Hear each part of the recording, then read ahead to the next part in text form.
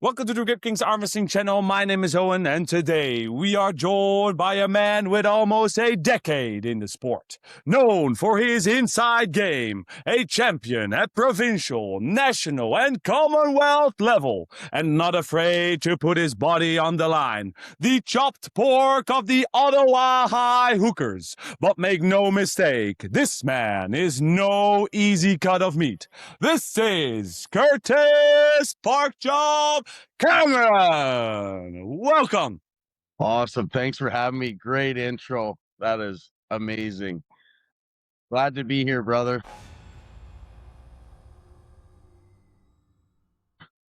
Yeah, it's awesome. I've been meaning to talk to you for quite some time. Ever since I first met you and saw you perform, I was like, I gotta talk to you. So how have you been? How have you been? Busy. Work, kids, family, arm wrestling. Obviously, I feel like I have a match every couple months. Just been so active, and yeah, my schedule is hectic, but I'm staying the course, and I'm still arm wrestling a lot. So how do you balance all that, what you just said? Because I know you like work construction, I think it was, right? Like some sort of Yeah, very construction? long hours in the summer. I do work seasonal, so I'm actually off in the winter time, which I can structure a little bit better for arm wrestling. But basically, in the like right now, I'm just mainly been focusing on table time twice a week, some recovery workouts, but mostly my practice is, so when I go to practice, I practice on Mondays and Thursdays. When Mm. I'm at practice, it's like a 4 to 5 hour practice. I go till we're kind of all of us in the club right now at OHH. We're kind of all just we're pulling until we're hamburger, you know. I feel like me, Devon and Auden are like those last guys. Just we're on the table and we just go till there is absolutely nothing left. And the way the training's been, we've been doing a lot of like fun super matches in our club where guys will call each other out because we do have a ranking system. Uh-huh. And those fun matches, like they can happen at any time at this point. Like we're even just going at Devon now, like challenging him to matches, and like we're just beating on each other, and it's really good training. It's And more and how, structured how's to table time, my training right now, and that's my balance for that. mm. And how is that working out for people like challenging each other in the club? I feel like our club has been leveling up like crazy. Like we got a lot of monsters just this last year. We Uh-huh. have so many big monster guys, like guys that are like 6'8". We got this Brent guy. He's like, I'm sure you've seen him on Devon's page. I don't know if you've Probably. seen this guy. He's like 6'8", size 18 shoe. Like the tongue on his shoes are like a knee pad. They're that big. And like this guy's hand, I don't even know what it is. It's the biggest hand I've ever seen in my entire life. Like it's the guy's huge, and like I just have so many awesome. I got obviously Devon, Auden's number 2 in our club. He's been getting super strong. He forces me to be better, like because I got to keep up with him. These young guys are hungry and they're coming for us, Uh-huh. right? They're coming for the old dogs. Like I'm 40 now. Devon's 51. We get all these young guys and they're getting stronger, and it forces us to just keep going.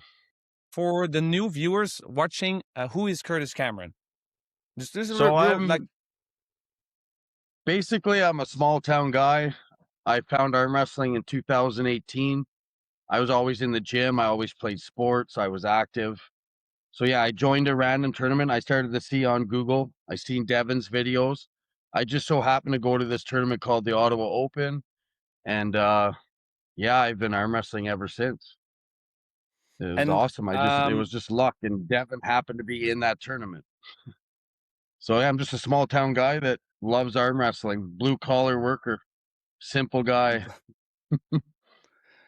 and before arm wrestling, you did some other sports, right? I read online that you've been a goalie Yeah. as well. I was a goalie, yeah, for 12 years. I wrestled a little bit. I was Canada East champion in wrestling as a child, and then I ended up Okay. just falling in love with hockey. Quit wrestling. They weren't real happy about that because the 3 years that I did wrestle, I think I only lost once and was never pinned, and I probably would have went really far with it. I don't know about Olympic level, but I was a really good wrestler as a kid.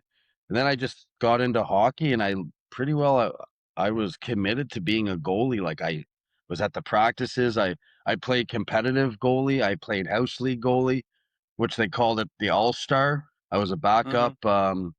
Yeah, man, all kinds of tournaments. I stretched every day. I could actually do the splits when I was a teenager because I was Can you still do obviously those when you're a now? goalie, you have to be, like I'm still surprisingly fairly flexible. Okay. Like if I started to commit stretching again, I think I could do the splits within 3 months if I really committed to it. But I don't really stretch as much. I'm Mm.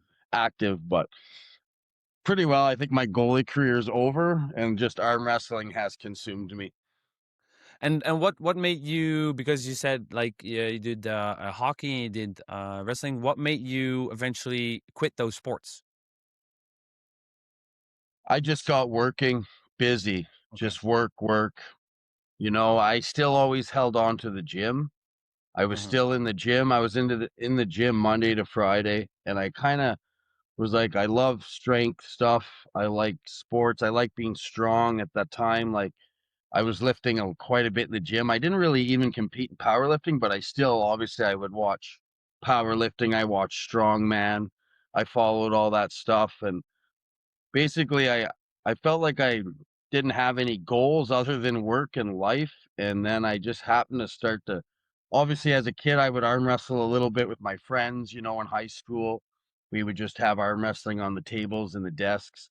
So arm wrestling always kind of was there. I just didn't find it till later on until social media started to take off, and that's when I seen it, right? And yeah, I'm glad I found it. And you said in 2018 you found the sport. What made you Yeah. fall in love with it? Yes. What made you like really fall in love with the sport? Honestly, just the community, the people I've met, like just great people. Just I have a lot of energy inside and for me it's a release. It's kind of like therapy for me. When I have a Mm. goal in a match, I can kind of get things in order a little bit better and it just keeps me, behaved in a sense and more organized. And it just makes me better as a person. It's forced me to I'm kind of an introvert. I never was a real people person. I didn't like talking. I'm not big on interviews. It's forced me to just be better in general with all that stuff that I'm afraid of, like facing my fears and the anxieties. Like I said, I'm just a normal guy and I'm blessed to be part of the OHH team, and I mean, what can I say? It's took me around the world. I went from never traveling in my 20s to working in a small town, didn't do a whole lot, to getting my passport, and then just traveling. And arm wrestling's took me everywhere that I couldn't even imagine. You know what I mean? Yeah, that's wonderful that that community sense, and that it helped you overcome hurdles. That's great. That it's Lots of hurdles. not only Lot. physical but mentally. Yes, yeah, for sure. I mean, I still have, there's life's not perfect and it helps me along the way, right? I do the best with it and the balance isn't always perfect, but there is more structure with the arm wrestling. I find it's helped me structure better. And it's the same with your strengths and training wise. You make something stronger, maybe something is lacking, and then so it's I think it's if you would say like it's linear to that stuff. So Absolutely, yeah. You got to adapt. Everything's with training, it's changing, right? Life yeah. changes. It's not always the same, but we try to progress slowly. And I also saw online like, and you just basically repeated it, how you got into OHH. I also heard about the story, how you got your nickname Porkchop. But I was curious to, somebody being called a certain nickname, but when did it become part of your identity, right? So, like, it was just a random practice in Gatineau, Quebec, and Devon's like, "Hey, Mhm. Porky." He just called me that, and Uh-huh. honestly, you'd have to ask him. I think just because I was such a thick person, right? For Yeah. my height to ratio, like, even at that time, I was just a thick, like, even my legs, like, I used to squat, like, quite a bit of weight, like, my legs were massive, everything was my legs are shrinking now, but just because of arm wrestling, I don't really train my legs as much, but I think the Porkchop name is just from that. You'd have to really ask him, and it just stuck. Everybody calls me Porkchop now. But did it So, did it really resonate with you immediately? It's like, "Oh, uh, I'll just go with the flow and that's my absolutely, nickname yeah, now." I said, "Perfect, sounds good to me." I'm cool with it. I'm cool with it. Like, no nonsense, no nonsense, let's go. I'll roll with it. Yeah, no, for sure. Yeah, great. Right? Like, yeah, I'm cool with it. I've been All right, called worse. so yeah, sorry. You've I've become been called worse? worse. Sorry. Uh, Go ahead. like what type of nicknames have you been called before? Are they online suited for work type stuff? Dude, I've had many nicknames. Cupcake. I won't get into depth with that. What else? Not too many, but yeah, pork chop's just been the main one, I guess now. All right. Well, then it just resonated with you and just went with it. Yeah, Um, exactly. so what we as viewers always see you guys, like we see trainings from, from all the types of different people from the Yeah. club. Um, so let's say I'm a total newbie walking into OHH, right? hmm What what do you do? What's like show me around. What happens? Yeah. So, like, if you're new and you show up, we basically you want to when you're new when you go to a club, you want to explain that you are new, and you typically want to pull maybe veteran guys. You don't really want to start pulling guys that are new because you want to stay safe, right? You don't want to break your arm. Basically, just it's like when new guys come, we're aware of it, right? And we just try to keep them safe, and we'll let other newer guys, because the newer guys are more hungry. They want to just get right in there and just destroy themselves.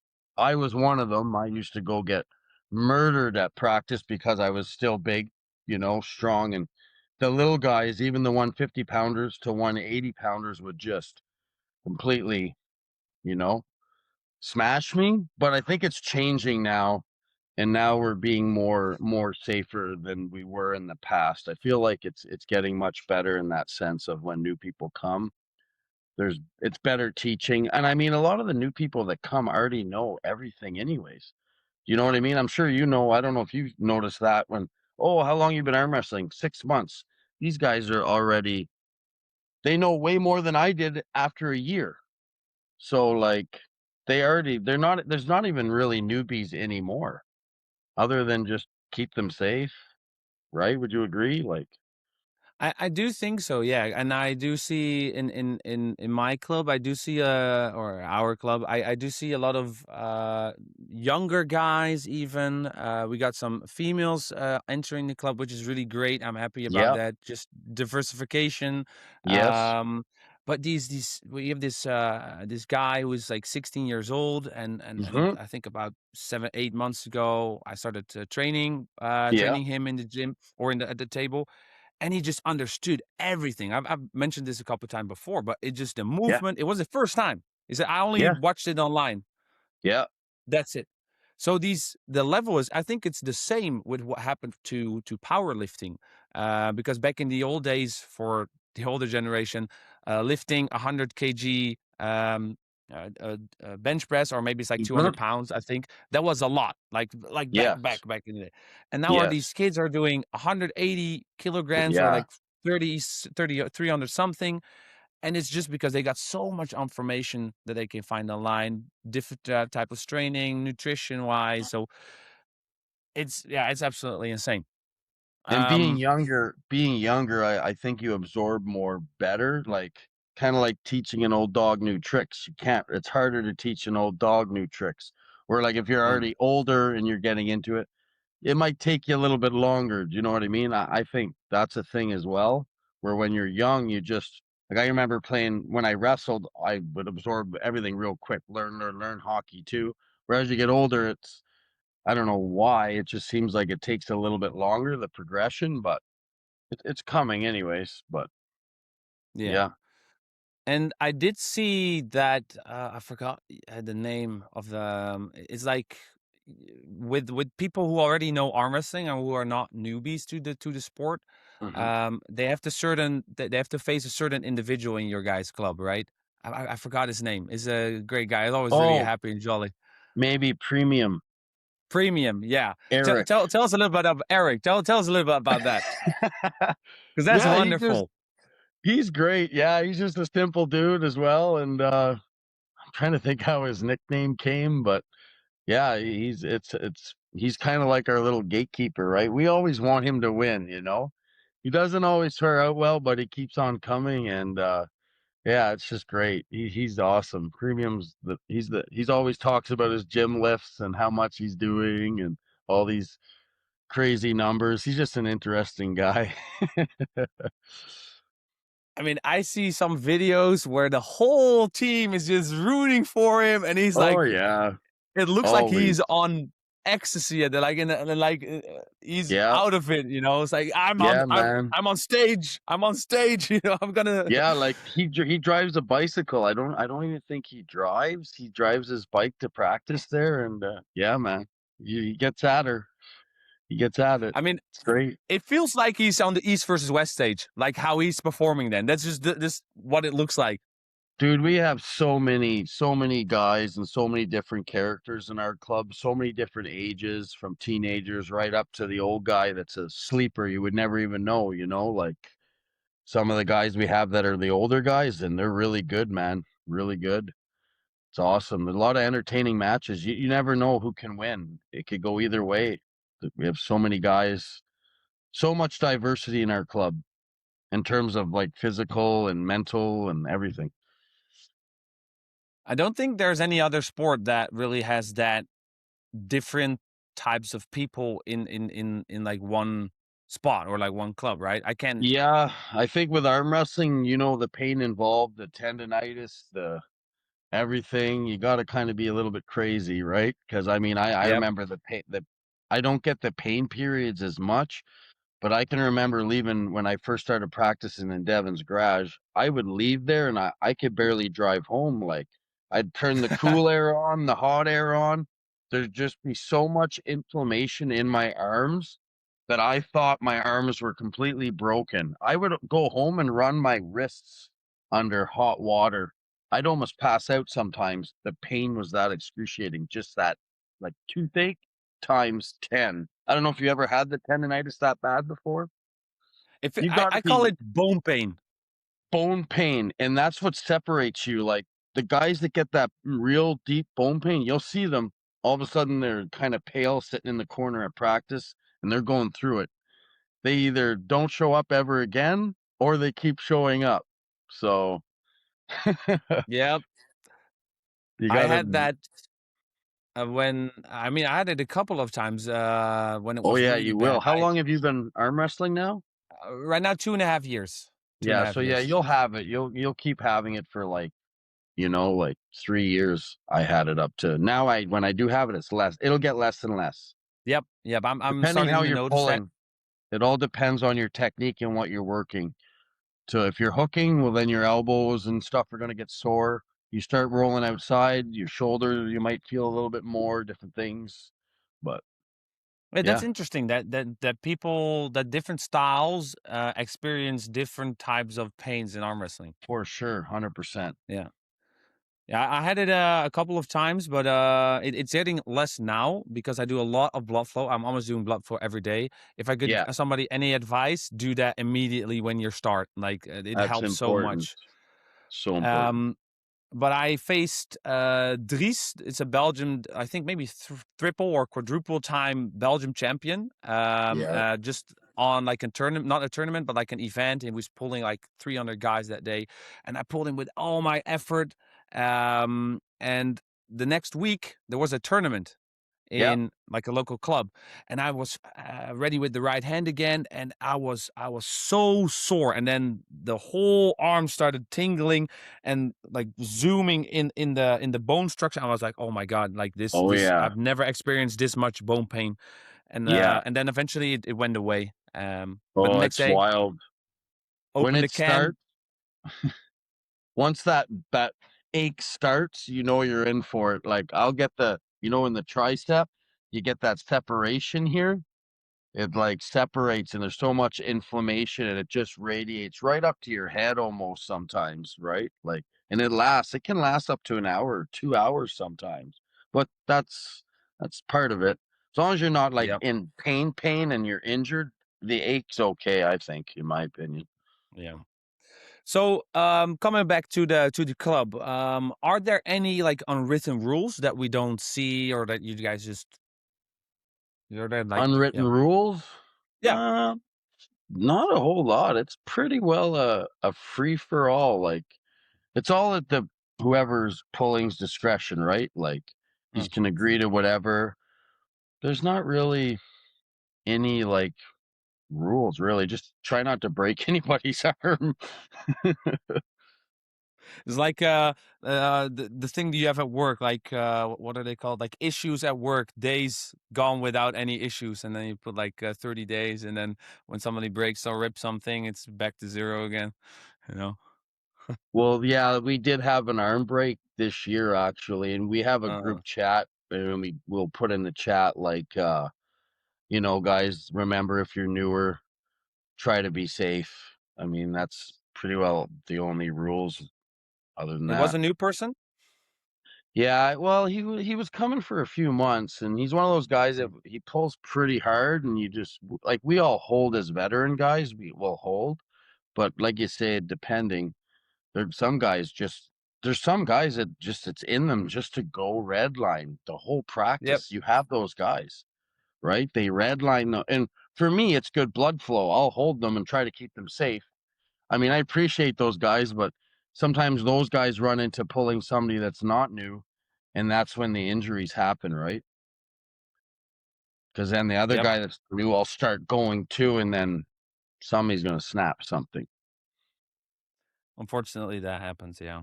Yeah. So who set up the club? Do you know? Like who set up the club? Because I know it's in the garage, and It's how did it at become? Dan Lavery's place, Danimal we call him. It's actually at his place, and then yeah, like it was in Devon's garage originally, and then COVID came, and Mm, then we ended up. I think we were arm wrestling in a barn at one time. Like when COVID hit, everything changed. Like you couldn't even have gatherings, so we kind of did everything underground. We kept doing it, and yeah, and then we were in a bar for a while in the back of a bar in a room. Yeah, so we went from it went like when I started, it was at Devon's, and then COVID came, and then it went into a barn, literally in the country, and then I went to the back of a bar, and now it's been at Dan's place ever since. So it's you basically just stuck Devon with it. and everybody, yeah, everybody in the area, and it's just growing, keeps growing. Like we're having that annual event, OHH Day, Oh yeah, yeah, yeah, coming up yeah. on the 25th. That's going to be awesome. That's going to be people coming from all over. It's basically a celebration. We just will have music, entertainment, food, arm wrestling practice for hours. There's going to be matches too, I'm sure. All kinds What of day? stuff. What time? Where? Where can people sign up? Yeah, like if you go to Devon's page, he posted it. I think it's posted on my Facebook as well. It's an actual day. If you just type in the search bar on Facebook, Yeah. OHH Day, it'll come up and all the info's there. Quebec I don't was it, have right? like all the info offhand, but it's on Facebook. There's a group. It's created, one of them pages. Somewhere at the end of the month, I It's think, same as the auto. in I think Quebec. you can go to Instagram and find it on the OHH pay Ottawa High Mm. Hookers. Yeah, man.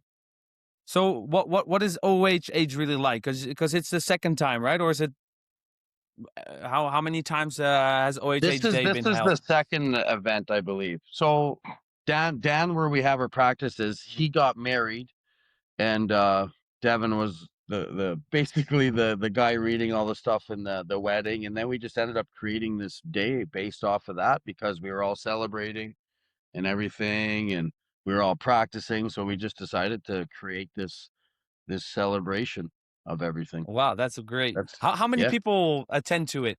How many people the There last was a time and lot. this There was a lot last year. Like I'm gonna say, there's gonna be like probably over 100 for sure.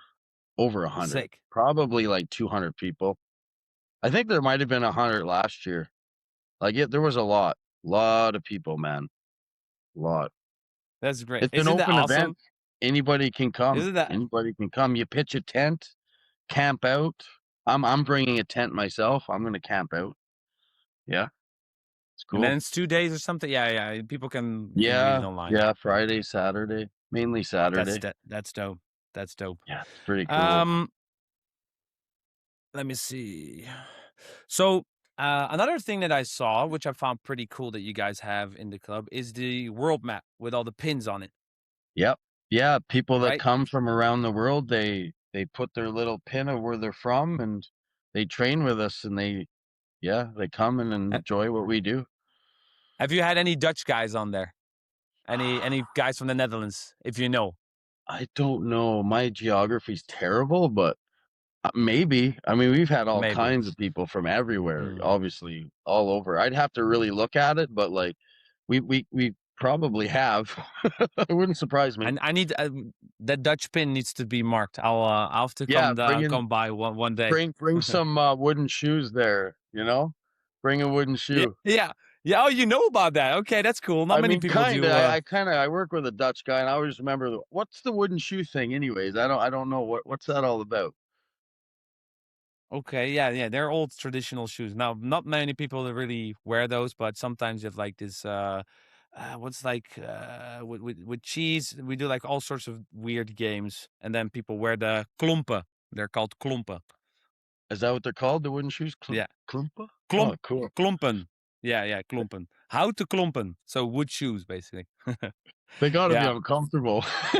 I mean, some farmers wear them. It's just in their house with the big farmer houses, and they just have to have the klompen Okay. in the house, and then when they go to the barn, they turn on the klompen shoes, and then yeah, You definitely hear you everywhere. Click, click, click, click, yeah, click. that's for sure. That's for sure, 100%. So, Yeah, man. um, what makes somebody truly part of OHA? So you have the new guys, but is there like a duration? Like when are you really? Is there something or not really? I mean, I feel like everybody becomes a part of it. If you just Okay, keep showing up and you're practicing, and I mean, you're gonna just become spread. part of it. It's just gonna keep growing as a family. Everybody has a Mm. purpose, you know what I mean? There's your Fair even enough. like in terms of the pull, like guys that come, there's all different styles of pullers. Some guys are good at doing blood flow. Some guys are good at redlining technique. Like we have all kinds. There's different tools. There's a purpose for everybody, man. Everybody can get stronger. It's great. Multiple disciplinary team. Yeah, I hope Yeah. to get that one day as well, in our club. But in the Netherlands, it's just fairly new, so but it's growing. But we need some more experienced people in the club. That would be great. Yeah, like Um, I've always been known for hooking, and I feel like I'm starting to go the other route now. I find myself hooking. I don't know if you've seen my last match against Josh yeah. Ellison. So in Oh, that one. hindsight, I, I I might have. I don't know all it the was in names, but Arizona. It was in Arizona okay. there. It was a tough match. That guy's got a strong hook. Where I feel like I always have my hook.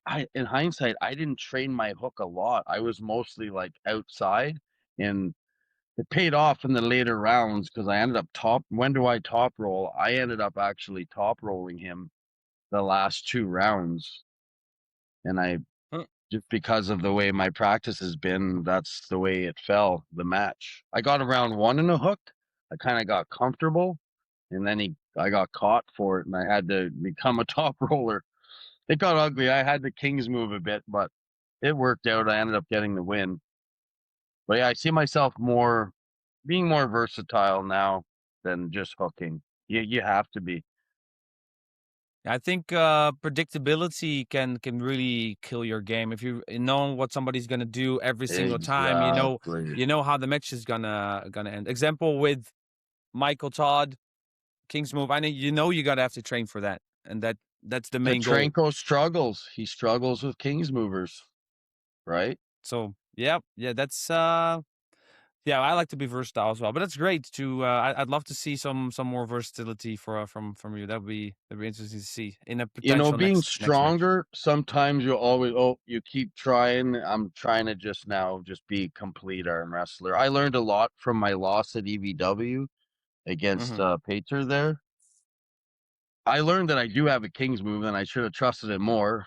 If I would have maybe stuck more round one, round two, I might have gassed him, but who knows? He just destroyed me and he really opened my eyes where I'm like, okay, I need to just really work on my outside game because when you get to that level, hooking those guys is very hard. Mm. But he just It got felt hooked by Adam. So it felt like if I there's remember another bad dude. correctly, if I remember correctly, he had a bit of advantage on pronated over your hand, right? That's why eventually your wrist The got leverage. cracked. You couldn't dig Hmm. deep enough, and I couldn't. yeah. And I So mean, that's I what to work should on. have maybe shot. I could have maybe shot forward, but I coulda, shoulda, woulda, right? It's the way it goes. You don't learn from winning. I mean, you're gonna take losses, right? So Yeah. it's the way it goes. So um, in Craig's podcast, I heard your training moved to practice twice a week, volume in between, a little bit less max effort days, and yeah, focus generally more on table time. How did you come to that Hmm. conclusion to like, okay, this is right for me right now? It's just I've been getting better with it. Like I haven't had really time to do like heavy lifting on my pulley system. I haven't had the time, so I basically, like I said, when I go to practice, I take that time and that's my max effort. Practice is my I see. max effort. You know, I'll do like a max effort. I'll pull Devon first and then I'll kind of pull everybody else. And for me, that's been working really well. Yeah. And now It, how it, has it that affected your style in training? I'm actually less sore. I'm Really? not hooking as much in practice, so I'm actually less sore. Yeah. I'm less sore in the elbows and I can pull much longer if I work and I only train in straps now. I don't train out of straps. I'm in straps all the time. So, How come? but once again, like my match in Arizona with Josh, I still resorted to my hook, even though I wasn't training it. I wanted to see, and I did get him the round one, but I'm trying to just I'm trying to really work my outside game. I feel like with my lever, if I can get to the back of the pad here, I actually look at Nugo. Look at Nugo. He's a good example of short Mm. arm top roller. You got to make the longer lever has to come down. It has to show the thumb knuckle where we can kind of sit up into it. So it makes sense, right? Yeah. Because people always ask me the question, oh, it's better to have longer hands, and then I'm always like, no, that doesn't necessarily have to be the No, case, because it depends on the opponent across the table. A perfect example what exactly. you're saying. I learned a lot from that loss at EVW. Like I'm definitely improving even since then. I was a little bit lighter. What was I, 232 for that? It's weird. Like at 230 to like I'm 240 right now. 240, like on a North America level, I feel like I'm right in the mix. I feel like when I cut down a weight, I lose a bit. 240 for me is like my peak strength and power, I find anyways. In the 230s, I kind of have to watch what I eat. You know what I mean? Like I couldn't eat that much. It might have affected me a little bit in that match. I should have did a water cut, kind of messed that up a little bit, but hey man, it happens. Yeah, the water cuts are tough. Yeah. I've done some too. I feel like a UFC fighter if I do those. I rather just kind of maintain and Oh. whatever, be able to eat. If I want to cheat, I can cheat on my diet. And then if I want to eat proteins, I can go to meat, vegetables, whatever. You know, that's kind of what I'm doing. I've been eating a lot of steak lately, a lot of meat. Just real quick, going back to the strap training. Why are you only training in strap nowadays? What's I the just think decision on that? it's healthier. I just feel less sore. Like, think of it, when you don't have a strap, guys are regripping. They're, do you know what I'm saying? They're kind of, some guys are jerky, where if you just put them in the strap, you can just contain that. So you're in there. You're not, even if they're going real hard, you know what I'm saying? You can kind of, to me, it's just longevity. Like, you can practice longer in the strap. It's less Yeah. painful. I And think it's less. the setups. Do you usually decide like what to do by yourself, or is it more like a flowy state in the group with different people giving advice to each other? Um, It depends. Like, when me and Devon pull, it's pretty well. We're going pretty hard. It's like, oh, are we gonna hold, or what are we doing? We just kind of go into it. It's just it's just naturally just flowing happens, into you it. know. Like, I tend to now, like, if I'm pulling weaker people, I'm trying to train. I've learned a lot from traveling, and, like, I've learned a lot from Bogdan, talking to him, and training from a disadvantage. Don't always be in practice trying to get the advantage. I'll give everything now and just use pronation. You know what I mean? Like, I'll grip a little bit lower, give a lot more leeway, and try to work from there. You can work from there. When you do get a good setup, you're going to be that much stronger. So that's kind of what I've learned since EVW, is just trying to train from a, not a negative position, but just being more vulnerable. Like, even if they cover my thumb, it's not a big deal. I'll work from it, you know? It's whatever. Again, it makes sense because you'll in a real match, you're not gonna get always gonna get everything you want anyways. No, like, if So you're comfortable in practice all the time, it's not going to translate in a match. So you have to actually train from discomfort. yeah, that's why for me, like going to Swiss Open is something like I don't think I'm really ready for that level, but Doesn't I just have matter. to experience it. I just have to feel it. Have Exactly. to Just see. go and experience. I don't know why. Don't have the fear, you know, like, everybody, oh, I should pull an amateur match first. You don't necessarily have to. I never pulled any amateur. I think I pulled one amateur event, left arm, and I went right into the open, no experience. Like, so, like, yeah, it's good for you. Um, You'll get better. You'll get better. Thank you for watching yet another arm wrestling interview on the Grip Kings channel. If you want to see more of these interviews, subscribe to the channel. And if part 2 is out for this video, you can click here. All right, thank you.